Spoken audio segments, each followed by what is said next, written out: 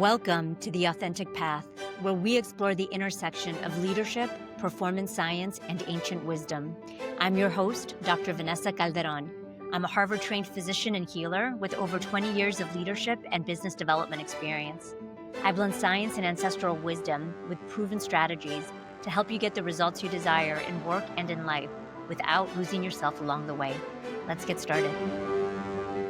Hi, friends. Welcome back to the podcast. We are doing an episode today on reconnecting to something that I think is inherent in who we are, that we have slowly disconnected from over the last hundreds of years.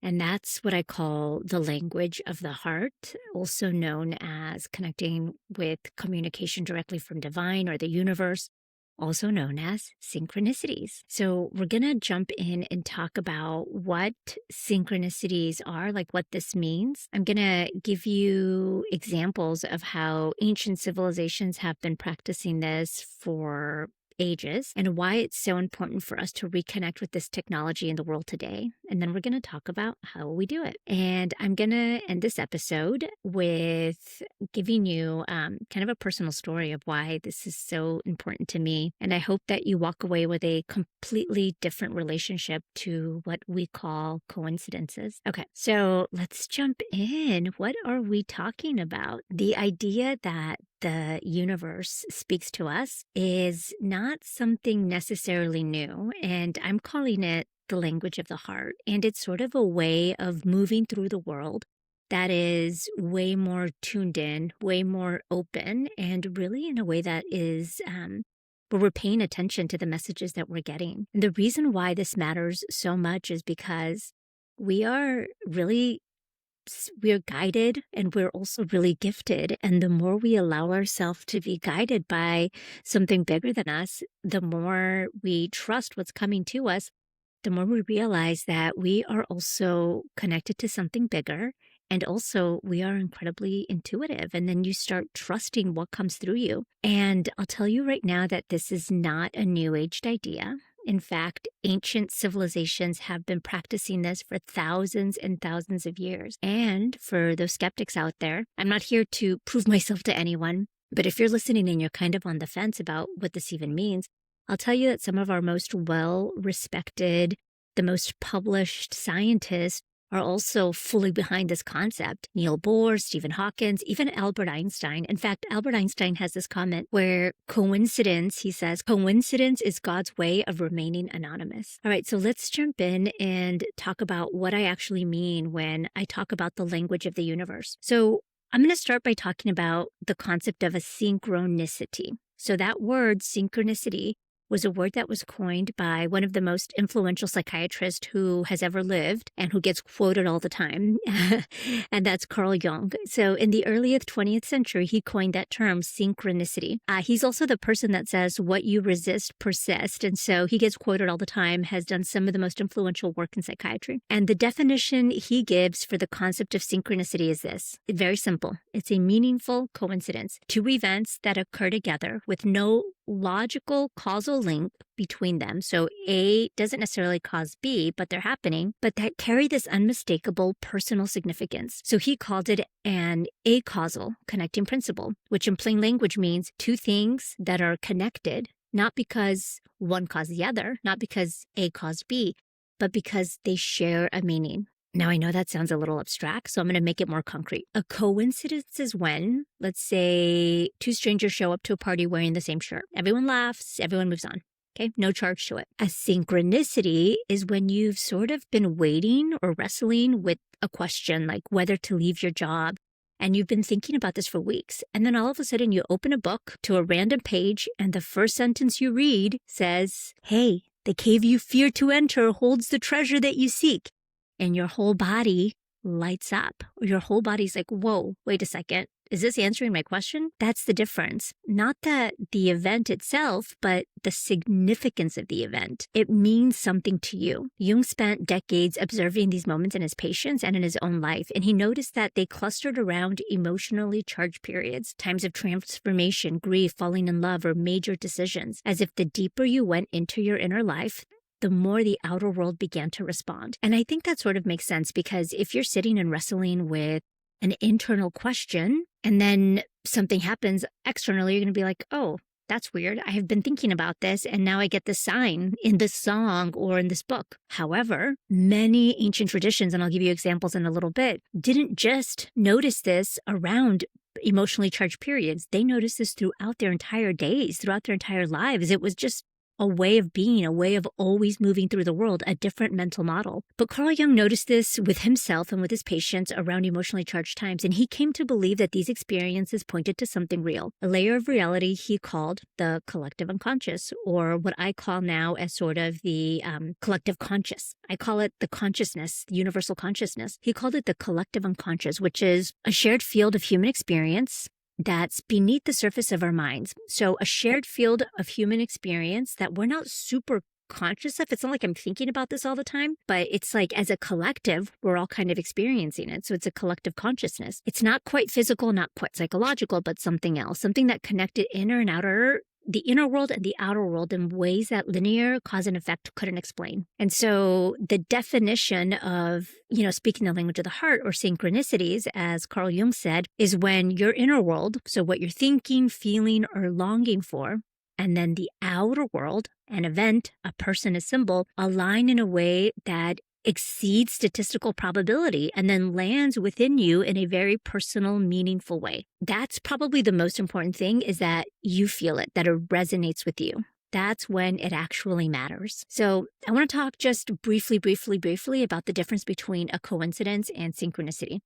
Because I am someone that I think I've always been very intuitive. I've always been, I grew up with a dad who was a mystic. And so I've always been deeply connected to the land and ancestral roots and the moon and the stars and what everything sort of means. That's kind of the life that I grew up in. And I also grew up in America as a brown female. And I had a lot of people telling me not to believe in those things, that those things were wild or crazy or a bunch of things like, you can't prove that. That's stuff of the devil. And so, of course, I started to doubt a lot of these things that was coming up for me. And so one of the things I remember thinking about when it came to this concept of signs or the language of the heart or synchronicities was this question: isn't it that are we just trying too hard? Are we just looking for things that are not really even there?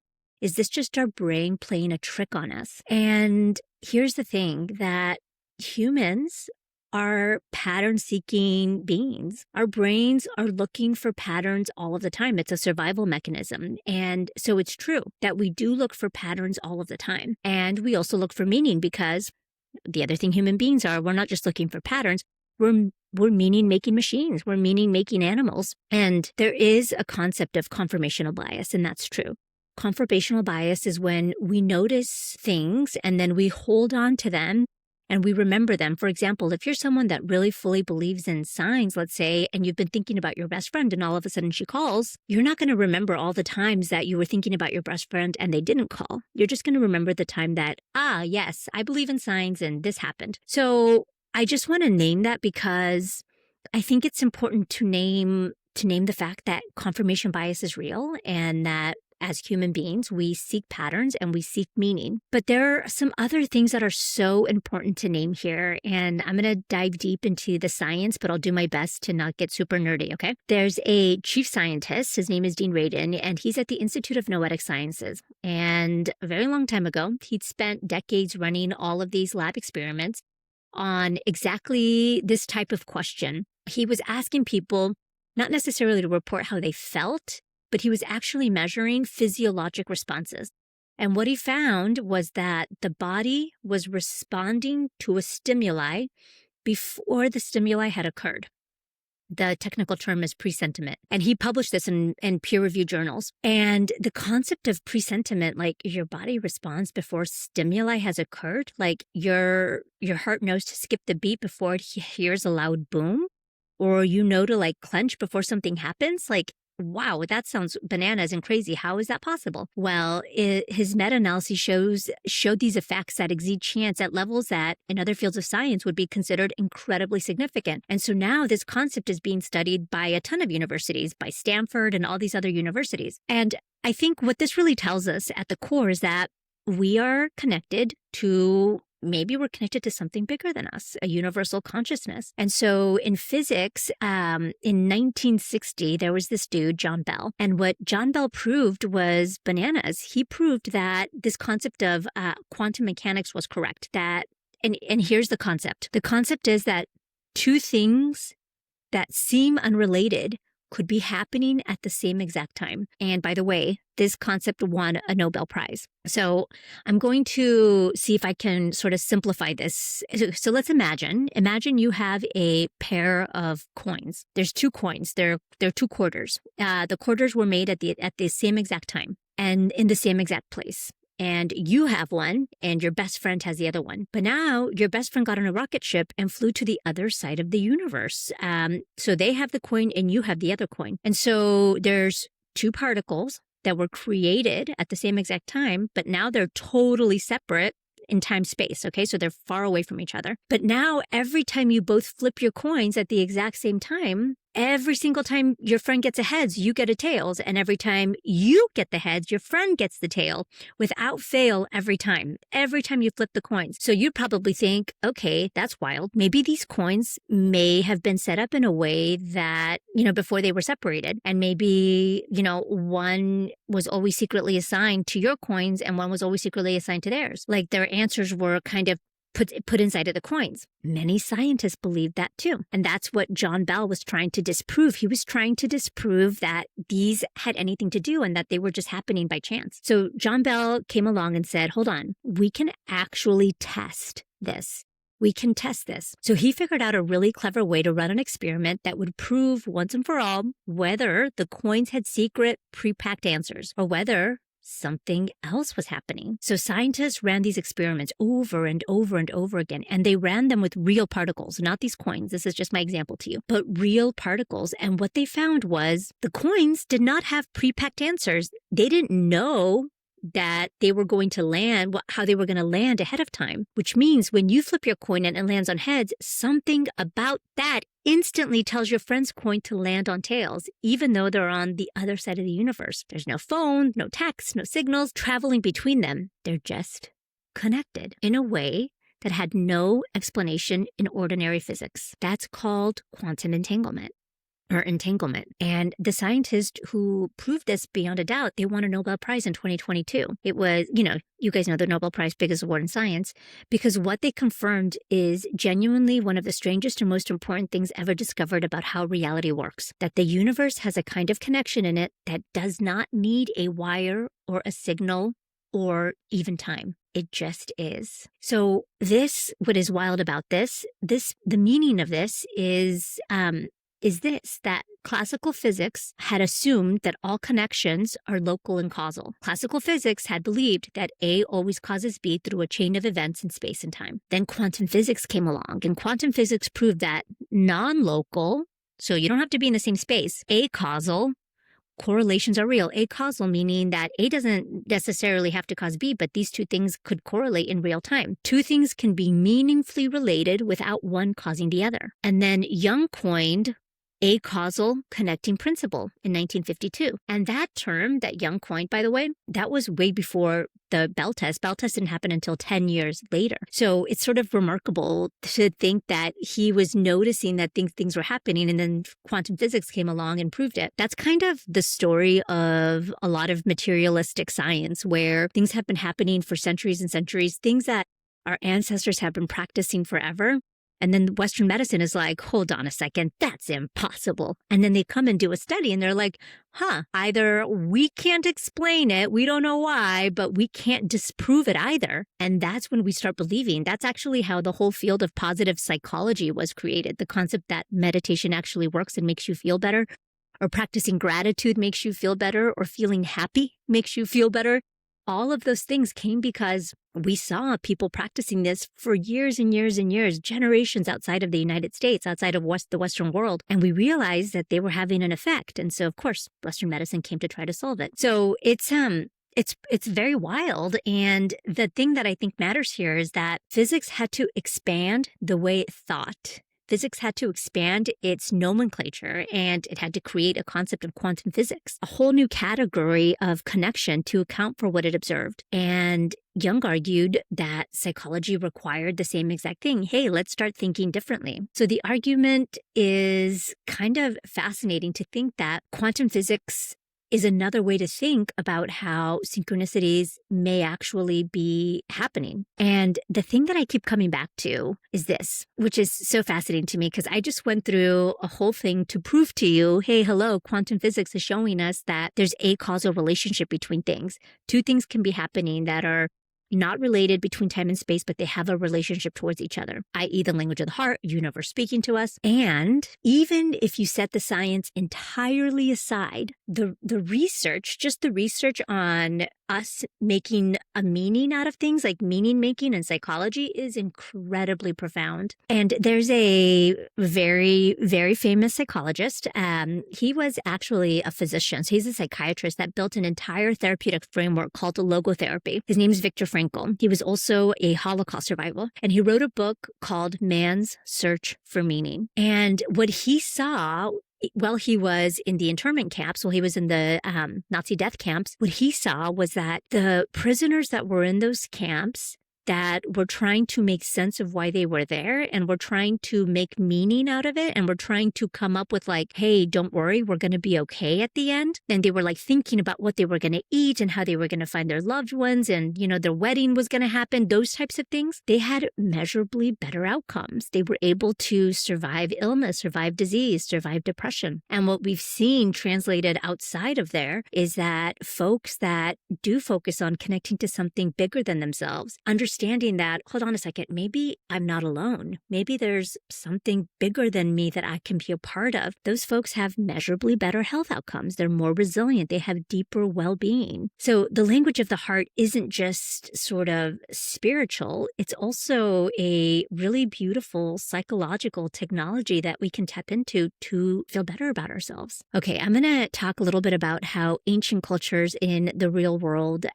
have been practicing this concept forever, because I think that there's this modern assumption that events are sort of random, that coincidences are meaningless, and that the world is indifferent. And that's sort of a very, very, very recent aberration, because almost every human culture that has ever existed on this planet developed a very sophisticated framework for reading the world symbolically, for listening to the world, for understanding and being in communication with, call it whatever you want, universe, God, divine consciousness, super consciousness, higher consciousness, whatever you want to call it. So it isn't necessarily superstition.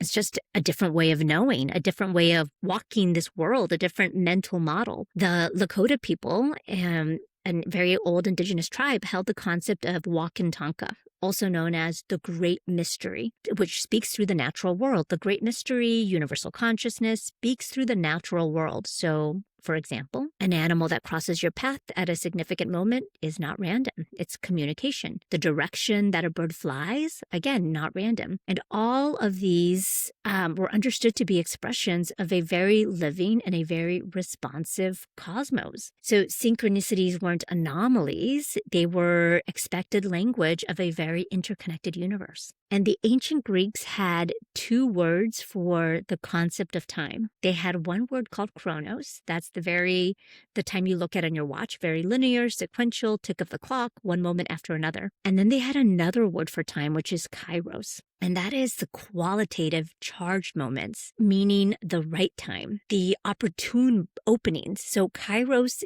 is the moment when the universe presents a door. So to live well in old Greek thought was to be attentive enough to recognize a kairos when it arrived. When those moments arrived, that's when, in order for you to live well, you had to be in communication and in connection with the universe so that you could recognize a kairos. And then Hermeticism.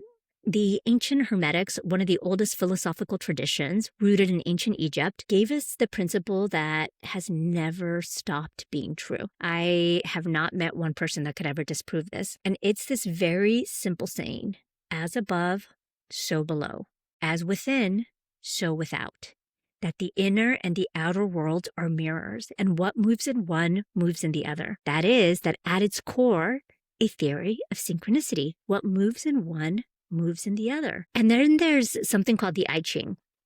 Man, the more I learn about the I Ching, the more like my mind blown that I get. My mind gets blown every time I learn more and more about the I Ching. So the I Ching is over 3,000 years old. The ancient Chinese built this entire system of wisdom on the premise that a meaningful event, and what they thought is like a meaningful random event. So remember, what we're saying is that if an event is random, but it's also meaningful, we're calling that a synchronicity. If an event is just random, an event is random. That's a coincidence. But once it makes meaning, then that's when we call it language of the heart. So what they believed and what they created was based on this premise that a meaningful random event, for example, for them, it was the toss of coins and the cast of these yarrow stalks, could reveal the pattern of a moment. It wasn't necessarily predicting the future. It was just revealing a pattern or the nature of what was at the time. And Jung actually went through and started learning more about the I Ching. He was so moved by this system that he wrote the entire foreword to the most celebrated Western translation of the I Ching. And he called it one of the most sophisticated systems of synchronistic thinking he had ever encountered. So the way the I Ching works is you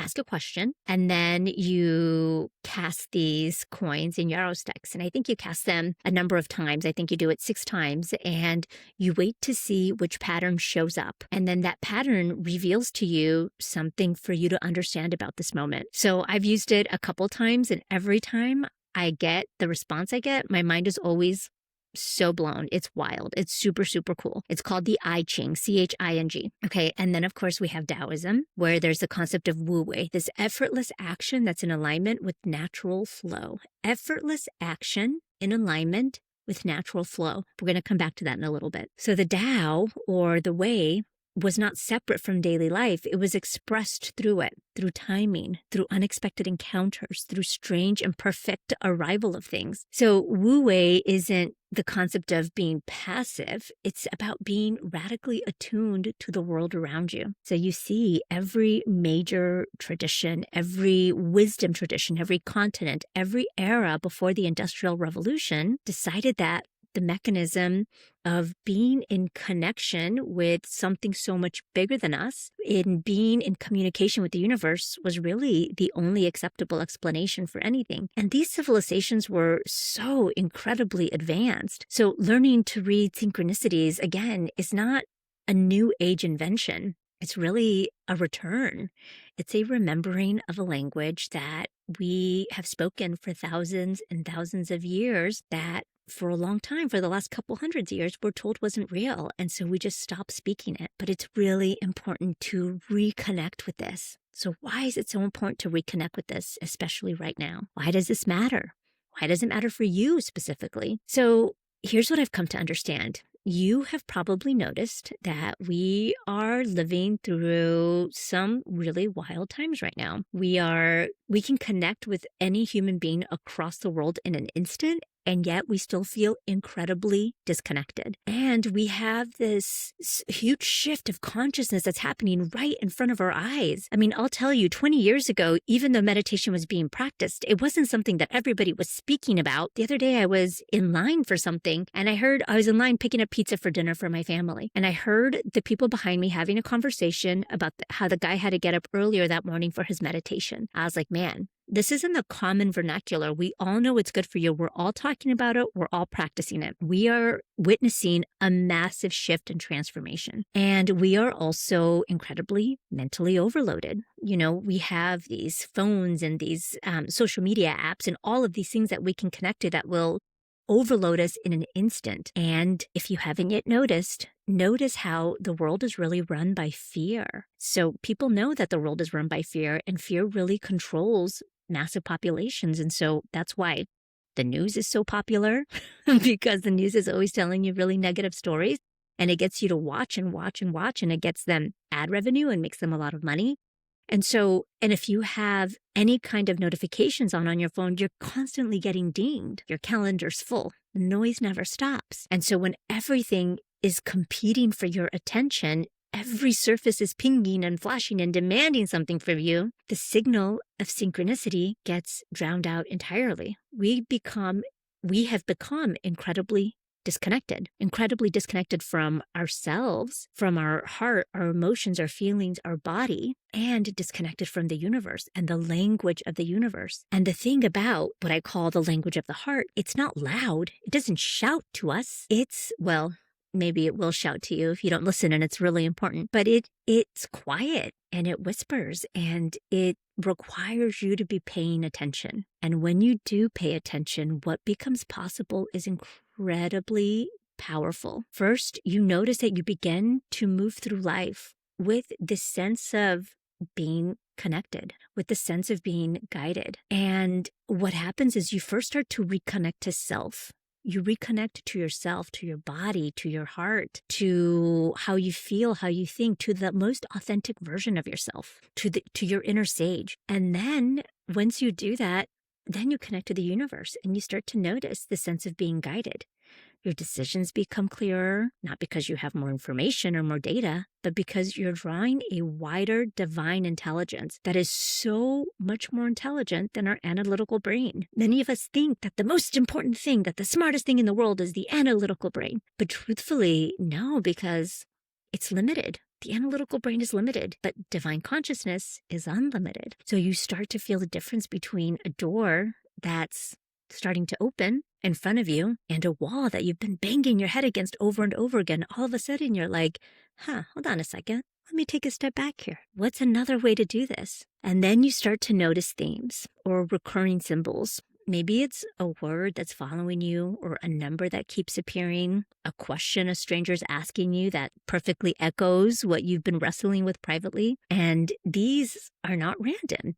This is the universe using the material of your daily life to send you course corrections, to send you confirmations, or both. I think that's really important. I'm going to spend some time talking about how to practice this in a second, but just notice how the messages that you will start to get are messages that make sense to you. And then your relationship deepens because you begin trusting your intuitive read of people. You begin trusting your intuitive read of circumstances or situations, rather than constantly overriding all of it with what you think you're supposed to think. But what if? Well, hold on a second. How is it that you feel about this? Does this feel good in your body? Because the heart knows things before the mind catches up. The heart knows. When you start honoring that knowing, instead of talking yourself out of all of these things start to change for you. And I think this might be the most important, that you start to develop what I can only describe as the sacred trust in the process of your own life. I talked last week about honoring your sacred journey in life and trusting that you are on a sacred journey in life. And I don't think that's passive. It's not sitting back and waiting for things to happen, but instead it's this active, engaged participation with something so much larger than us. And I think the difference between a person who is incredibly burnt out or exhausted by their life and a person who feels held, is that one of them believes they're doing life alone and the other one knows that they're connected to something so much bigger. So you are not walking this life alone. The universe is not indifferent to you. It's in conversation with you. It always has been. We just need to start to listen. We need to start paying attention, and we need to start remembering what it feels like to speak the language of the heart. Okay, so how can we start practicing this?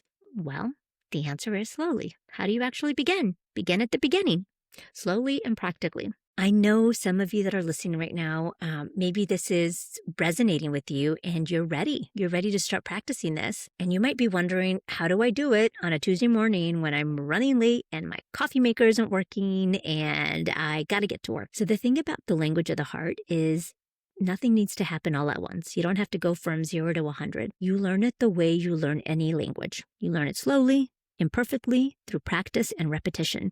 That's it. It just takes practice. This is one of those things that I call an infinite game. You guys have heard me talk about infinite games if you've been listening to this podcast for a while. Infinite games are games that we choose to play for the rest of our lives. There are things we choose to practice the rest of our lives. For example, I practice balancing the spiritual part of me and the physical part of me walking this planet, balancing the giving and the receiving. Balancing my masculine tendencies, which are doing, and my feminine tendencies, which are being present, being calm. This is the same exact thing. It's it's a practice that requires you to choose to do it the rest of your life. Speaking the language, it gets easier and easier when you do it because eventually it becomes your way of being. It just becomes who you are. For example, for so long, I practiced getting up every morning, meditating, and going to the gym and exercising. For many years, I practiced that. And now it's just who I've become.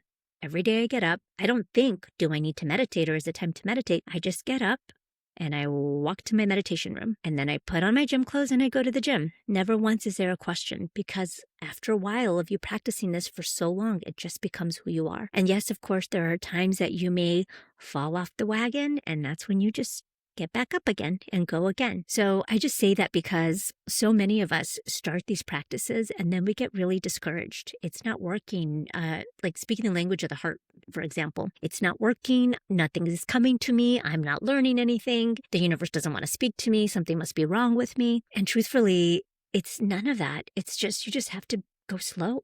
And you just have to be open and you just have to be willing. Think of this as building a very new muscle. It's a sensory muscle. The muscle is there already. It's like your biceps. They're already there. You were born with them. It just hasn't been used in a while. So you start gently and slowly. Okay, so how do we start? I think one of the most important things to start doing is asking a question.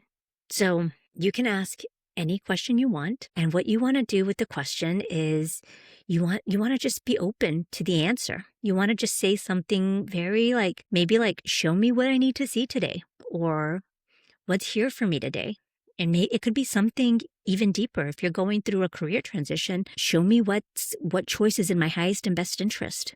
Show me how to select my next team, whatever it is you want. You be specific if you want, and then just notice what comes up for you. So you start with the question. You start with the question or an intention. That's how you start your day. And then I recommend what I call, I call it magic moments. It's a journal that I keep where I just journal what I call the magic moments, things that happen throughout my day where the universe was talking to me. And I used to do this. So my practice when I go to bed at night is to really celebrate my day. Celebrations, moments of gratitude, and then my magic moments. And so I have a journal that I keep next to my bed, and it's time specifically for me to log in all the moments that I receive messages from the universe. And I used to do that every night, and that was my practice. And then I realized, hey, this stuff is happening to me randomly in the middle of the day, and I want to remember it. So I started creating on my Notes app on my iPhone. I just go to my Notes app, and then I started entering logs in the daytime when something would happen.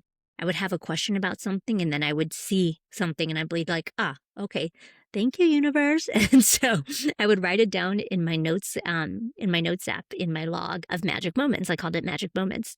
And so what you want to do is you want to be open for things that are oddly significant to you, that made you pause, that left a small kind of something that resonated with you. And for each entry, what you want to write down is what happened, what was the external thing that you noticed, what you were internally thinking or feeling at the time. Maybe you had a question, maybe you were thinking about a dead relative that passed away. Maybe it's a feeling or a situation that you've been sitting with for a while and how it felt when that external thing happened. And that external thing met what you were feeling inside. So you don't want to analyze it. You just want to record it. The act of writing it down tells your higher self something. Hey, I'm paying attention. I'm listening. And when you signal that you're listening, you're going to get more and more messages. They're going to become more and more clear because now you're just practicing. You're building that muscle. Okay. So step 1, start with an intention. Step 2, be open to notice. Step 3, document it. You can do it on your Notes app. You can do it in call it a magic journal or whatever you want to call it at night. Synchronicity journal.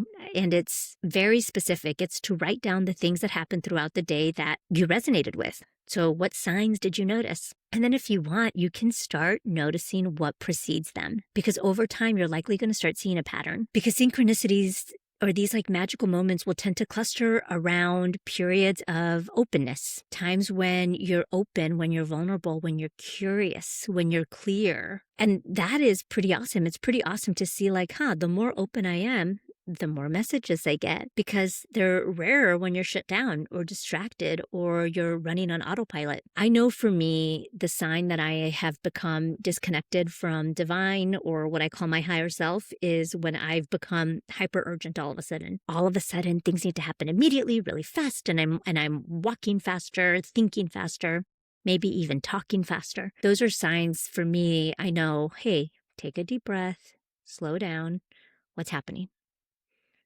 Connect again, because either I'm avoiding something or something feels uncomfortable. That's my sign to reconnect. So this is going to tell you something really important, that your ability to receive is very important. Your ability to receive the messages from divine, that's the only way you're going to get them. You have to be open to receiving them. And when I am on autopilot, or when you're shut down or distracted, you're going to be closed off to receiving. And the more genuinely open you are, the more you're going to get these messages. And then you can start asking yourself, once you start to notice them more and more, you can finally start asking yourself, what does this mean to me? Not what does this mean, period, but what does this mean to me? Because these will all have personal resonances for you. The language of the heart is personal. It's not like a universal code where everybody will see the same thing. Although a lot of people sometimes start noticing certain things, and if you were to look up a book on the meaning of seeing an eagle over and over again, or the meaning of a hummingbird over and over again, you'll start noticing very similar things. And it might be because that's the spirit that animal holds, and it's been translated over many, many different cultures over and over again.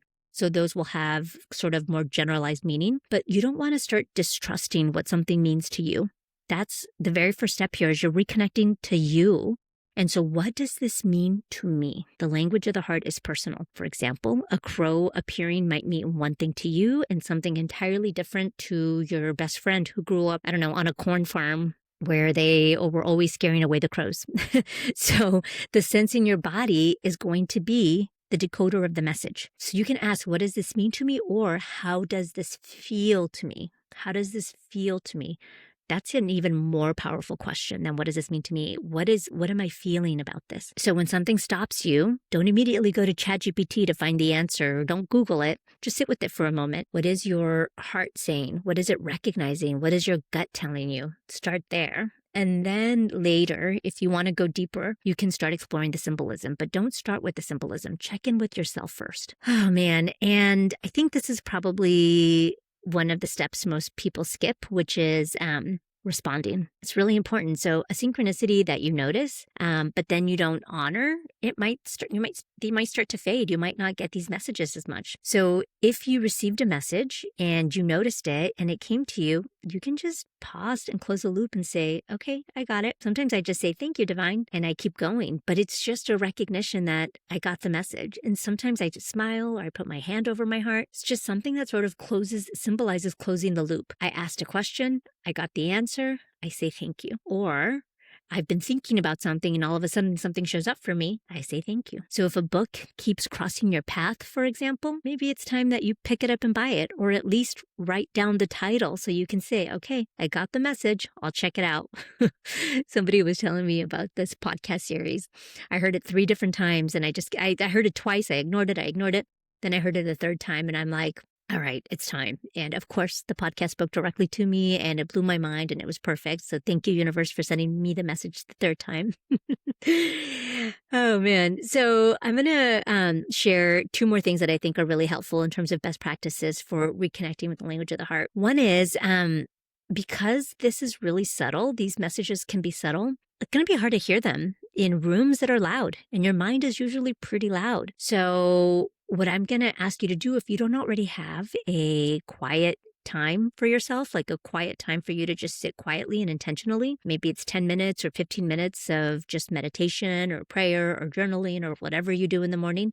Maybe you just drink coffee quietly, or you go out for a walk. It's a time for you to be quiet and alone. So I sit quietly and meditate every morning, for example. But you choose whatever works for you. And this is a time to have no input. So you don't put on music in your ears or a podcast, no scrolling, no news. It's just you and your breath or you and a cup of water, you and coffee, for example, because you need to have that open space and you need to start clearing your mind. And the next thing I'll say is, sometimes when we get a message one time, we dismiss it. But sometimes when we get the same message over and over again, we're going to start to notice, hey, why does this keep happening to me? And one of my mentors once told me something. She is incredibly connected to just a higher consciousness. And she once told me, yeah, spirit gives me messages all the time, but I don't always want to listen to them because sometimes they're scary and I don't want to go do whatever it's asking me to do. And so I ask it to tell me again. I say, hey, I want to know, I want 3 confirmations before I take any action. And lo and behold, she'll get the 3 confirmations. And so what I'll just share with you is if you get a message and you're not entirely sure, ask again. Say, hey, I think that message was for me, but if it is, can I see it again? Can I get another message? And just notice what comes up for you. Because again, like if you get another message, like these are not random encounters. These are messages directly for you. So I think I'm going to end it there. And I have a story to share with all of you. If you've been listening this long, now you get to hear the story. I didn't share it at the beginning because, honestly, I was a little apprehensive to share this story because it's a little wild. But it's about how powerful it can be when we start reconnecting to our intuition and to the language of the universe and how guided we can be. So I'll tell you, again, I grew up very intuitive, very connected to source, something bigger than me. And, through social programming, I stopped believing in all of it. And then I came home to it again. Thank you, universe, for bringing me home to it again. And about many years ago, I was working from home and I had this, it was during COVID. It was when COVID first started and we had to pull our kids out of school because both our kids were at home from school. And my home office was just down the hall from where my son napped. And he was a little kid at the time, so he was still taking naps in the middle of the day. And so I had my noise canceling headphone on and I had the same routine every day. I'd get up, meditate, I journal, I would do some work, and then I would go to the gym, same time every day. And so it's about time for me to start thinking about going to the gym that day. And so I was thinking, okay, I'm going to take off my headphones, I'm going to go to the gym. And then I get this weird intuitive hit. Don't go yet. Don't go for your run yet. I'm like, that's weird. Okay, whatever. I'll just stay and keep reading. Maybe there's something I've missed here, whatever. I didn't think twice. My noise canceling headset's on again, and I'm still working. It was nap time for my son, and my daughter was downstairs with their babysitter. And my husband was way on the other side of the hall in his home office working. And then I hear this noise. It's like a yell. Like I hear this loud scream. I was like, that's weird. What was that? So I take my noise canceling headset off, and it's totally quiet in my house. And I open my door, and I'm like, I'll just walk down to see what the heck that could have been. Maybe someone dropped something. And I look down the stairs and nope, my daughter's downstairs and she's just hanging out with the babysitter, totally quiet. They're reading a book. My husband's in his room. I hear him on a call. And so I'm like, I'll just check my son's room. So I open the door and go into where my son is napping. And he is on the floor on his hands and knees, holding his throat, and he's cyanotic. He's blue, like he's not breathing. So I don't know what made that loud scream, but it couldn't have been him because he couldn't breathe, so he couldn't talk. And I'm an ER doc by training, by the way. So I immediately look at him. I see that he's not breathing, and I go down and grab him, and I do what's called a finger sweep. I just put my finger way to the back of his throat, and I just sweep out for anything there because I could see that he's choking on something. And there's a huge quarter that pops out. He had swallowed a quarter. And so I move the quarter out, and he immediately starts breathing again. And I'm just like, clearly like, hello, this is my baby. And I'm like holding him tight to me and just like loving all up against, like I'm loving him so much. And I call my husband in there and I'm like, whoa. And I'm not connecting all these dots immediately. I'm just like there on the ground with him, so grateful that I walked in when I walked in and that he's alive and that he's breathing. So we put him in observation and we watch him, and thankfully he was okay. Everything's back to normal, all good. And I am just like sitting there and I don't want to make it a big deal. I don't want to make it a big deal that had I gone for my run earlier or had I not walked out of the office, gosh, what could have happened? I didn't want to even think about it. And so as soon as we see that he's back to normal, we observed him, I have to get out of the house. So I get out of the house and I go for a run and I start crying. I'm just like, what? That was bananas. How did that just happen? And not how did that just happen, but like, how was I so divinely connected that something told me don't go for a run, and then something like pulled me out of where I was sitting, out of that noise canceling headset, and told me to get up. Like that, whatever that was that I heard that I couldn't explain. I couldn't explain what that was. Nobody else heard anything. My kid didn't hear anything downstairs. My husband didn't hear anything. So I don't know what that was, but it was clearly something meant for me to get up out of my chair to go save my son's life. And ever since then, I've been so grateful for reconnecting to something so much bigger than me. And I would never again doubt the fact that the universe is communicating with us all of the time through signs, through symbols, through music, through notes, through messages, through books, all of the time. And the more that you're open to being in communication with the universe, the easier your life will get. The more you connect to something bigger than you, the easier your life gets. You are in flow. You start asking questions and you get answers so quickly. You're no longer in resistance mode, like pushing. You just can let go and surrender because you're living a life of trust. You believe and you know deeply in your heart that the world is always working in your favor. And I know that sounds like some new age stuff, but it's my capital T truth. I know it for a fact. And what I have started to see with all of my students and all of my clients, the more that I help them reconnect to this magical source, and I call it magic, but it's just the universe, universal source, higher consciousness. The more I help them awaken to their own sense of consciousness, the easier their life gets, the more in flow they are, the more they trust themselves, the happier they feel, the more resonant they are. And that is what's possible for all of you. All of you listening, this is what is possible for you. And it just makes you a better human. It makes you a better coach, because can you imagine if you're coaching your clients and you're getting these like downloads from divine being like, hey, ask this question. Hey, be open to that. Or can you imagine if you're like with your patients in the hospital and you're like sensing what it is that's really going on when like some dude doesn't really want to tell you why he's in the emergency department, and you're like, okay, let me just make some space. Let me have this other person he's with step outside the room so he can tell me. All of these things start to open up for you that have always been available to you. It's this really powerful connection to something so much bigger than us. And we all have the technology available to us if we just reconnect, if we slow down and reconnect. It's incredibly powerful. And I would love to help you do that. If you are listening, you're like, yes, I want that.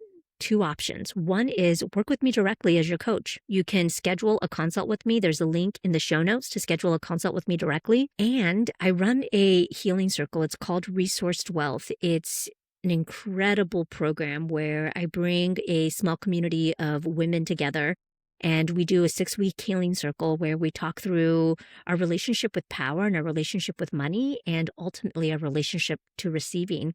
And through that time together, you reconnect to something so much bigger than you. The next one I'm running of Resourced Wealth, that next program doesn't start until the fall. So if you want to work with me sooner, I'd recommend you set up a coaching consult call with me. All right, sweet friends, I'm going to leave you with homework. Your homework is this. It's very simple. Just be open.